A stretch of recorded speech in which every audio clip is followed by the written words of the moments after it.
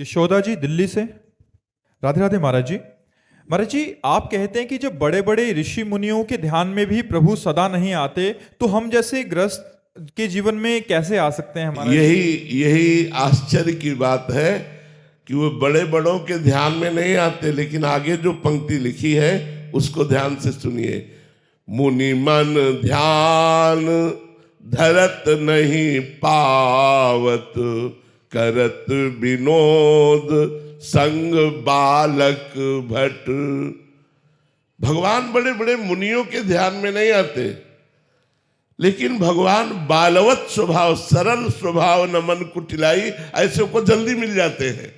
जिनको अहम है कि मैं तपस्वी हूं, मैं जितेंद्री हूं, मैं योगी हूं, मैं मुनि हूं, भगवान उनके ध्यान में नहीं आते। लेकिन जिसको ये भाव है मैं अधम हूं, मैं नीच हूं, मैं किसी योग्य नहीं हूं, और वो भगवान को पुकारे तो भगवान बहुत जल्दी उसको ग्रहण कर लेते हैं। यही दरबार दीन को आदर रीत सदा चली आई। भगवान के दरबार में दैन्यता का प्रवेश है, अहंकार का निषेध है। इसलिए बड़े बड़े मुनियों के भी हृदय में तपस्या का अहंकार होता है। जैसे सबसे बड़े मुनि दुर्वासा जी, और वो महान भक्त अम्बरीश जी को शाप देने के लिए पहुंच गए, कृत्या उत्पन्न कर दी। फिर भगवान के सुदर्शन चक्र ने उनको त्रिभुवन में दौड़ाया। इसलिए भगवान बड़े बड़े मुनियों के ध्यान में नहीं आते, लेकिन हम जैसे अधमों के ध्यान में आ जाएंगे, हम जैसे नीचों के ध्यान में आ जाएंगे। जहां अपने में अधमता और दैन्यता है, वहां भगवान विराजमान हो जाते हैं। देखो, राजसूय यज्ञ हुई, ध्यान से सुनना।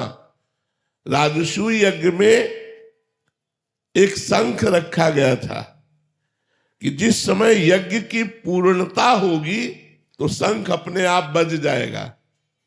तो ब्रह्मा जी भी यज्ञ में थे, भगवान शंकर भी थे, बड़े बड़े ऋषि मुनि थे, सबने वहां भोग लगाया, लेकिन शंख नहीं बजा। तो युधिष्ठिर जी ने भगवान श्री कृष्ण से पूछा कि महाराज शंख नहीं बजा। तो उन्होंने कहा अभी यज्ञ पूर्ण नहीं हुआ, क्योंकि किसी अकिंचन महाभागवत ने प्रसाद नहीं पाया। बोले इतने बड़े बड़े सिद्ध ऋषि मुनि आए और उनके प्रसाद पाने से शंख नहीं बजा, और अकिंचन भक्त, तो कौन ऐसा अकिंचन भक्त रह गया जो राजसूय यज्ञ में निमंत्रण नहीं दिया गया? भगवान ने कहा तुम्हारे द्वारे रोज आते हैं वो। बोले प्रभु ऐसा कौन भक्त है जो रोज दरवाजे आता है और मैंने उसका स्वागत नहीं किया?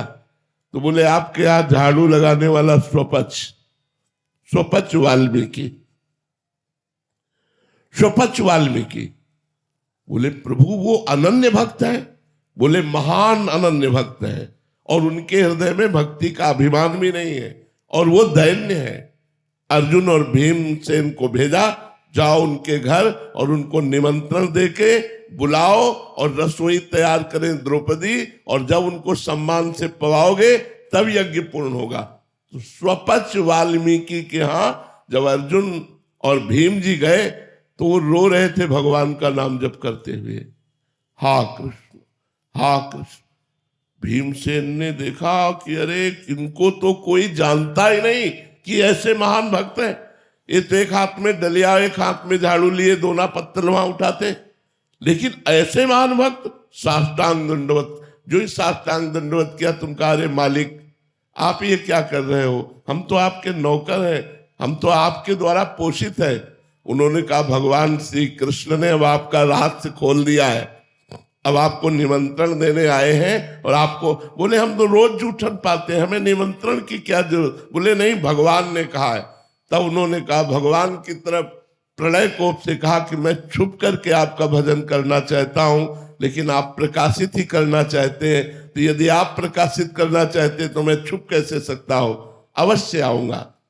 तो उनको पालकी में बैठाल करके राजसूय यज्ञ में बुलाया गया। द्रौपदी जी ने स्वयं भोजन तैयार किया, और जब वो पाने बैठे तो खीर, सब्जी, दाल, कढ़ी, ये सब एक में मिला लिया, सब मिला लिया। द्रौपदी जी को अच्छा नहीं लगा, पूरी रात अलग अलग व्यंजन बनाती रही। स्वपच वाल्मीकि जी ने पाया, लेकिन शंख नहीं बजा। युधिष्ठिर जी ने कहा, महाराज आप तो कह रहे थे अकिंचन महाभागवत स्वपच जी जब पालेंगे तो शंख बज जाएगा। बोले शंख तो बज जाएगा, लेकिन अपराध हो गया। इनके प्रति किसी ने अपराध कर दिया, इसलिए शंख नहीं बजा। किसने किया? तो द्रौपदी जी ने कहा, मेरे मन में एक बात आई प्रभु, पूरी रात सुंदर सुंदर पकवान बनाती रही, तो अलग अलग तो इन्होंने चखा नहीं, एक में मिला लिया, तो मुझे लगा कोई राजा महाराजा होता तो वो स्वाद जानता, ये क्या जाने स्वाद, इसीलिए एक में मिला लिया, ऐसा मेरे मन में आया। बोले तो वैष्णव अपराध बन गया, वैष्णव में दोष दृष्टि बन गई, इनके चरणों में प्रणाम करो। प्रणाम किया। भगवान ने कहा स्वपच वाल्मीकि जी से कि आपने ये सब एक में क्यों मिला लिया, अलग अलग स्वाद क्यों नहीं लिया? तो बोले प्रभु आप स्वाद लेने वाले तो आप हैं, हम तो प्रसाद पाते हैं और प्रसाद का स्वाद नहीं होता, इसीलिए हमने सब में मिला लिया कि प्रसाद तो चिदानंदमय होता है, मैं अलग अलग कढ़ी सब्जी का स्वाद ये तो आप लेते हैं, मैं तो प्रसाद पाने वाला हूं।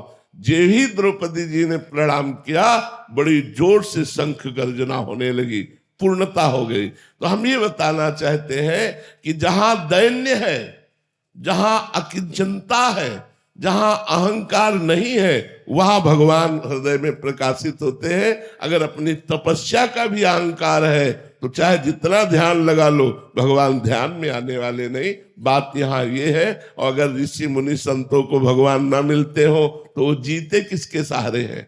उनका जीवन का मतलब क्या रह गया? मिलते हैं, लेकिन जब तक अहंकार होता है साधना का, तब तक भगवान ध्यान में नहीं आते।